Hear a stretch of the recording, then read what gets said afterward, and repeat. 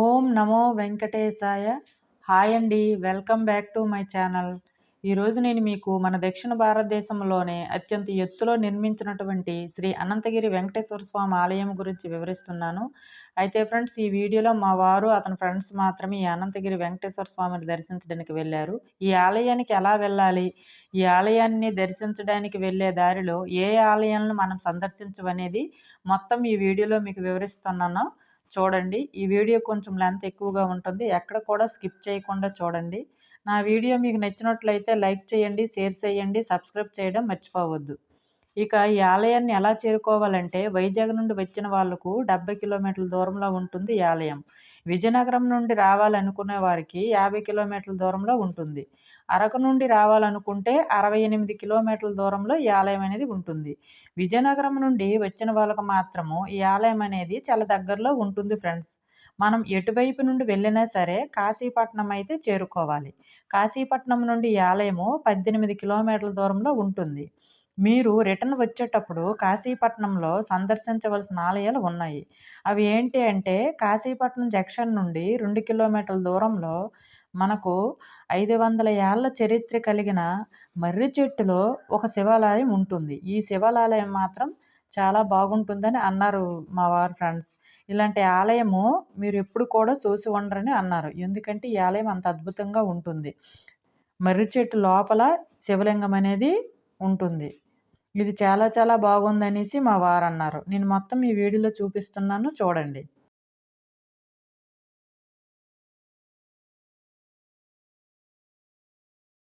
ఆ తర్వాత కాశీపట్నంలో water falls ఉంటుంది. అది కూడా చాలా బాగుందని అన్నారు. అది కూడా మీకు వీడియోలో చూపిస్తున్నాను, చూడండి.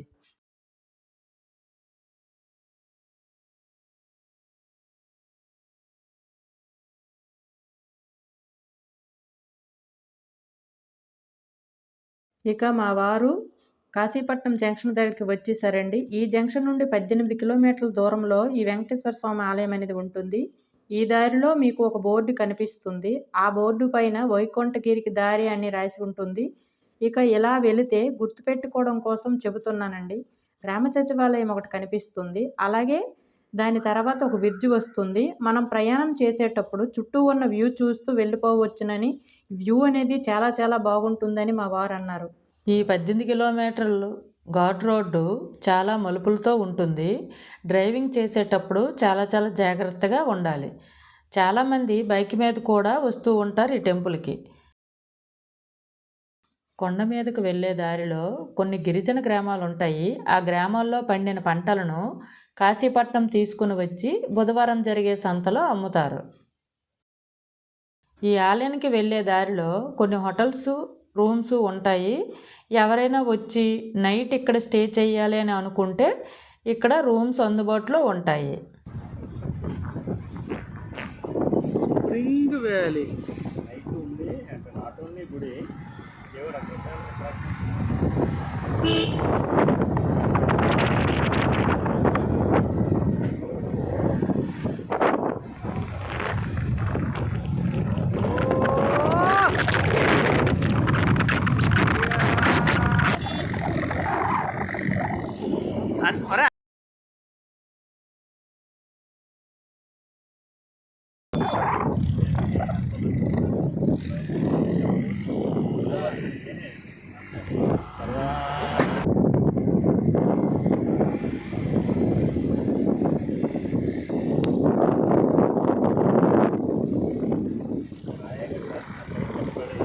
స్లిప్ అయింది. అంతే అంతే, ఓ రాయి పిక్క.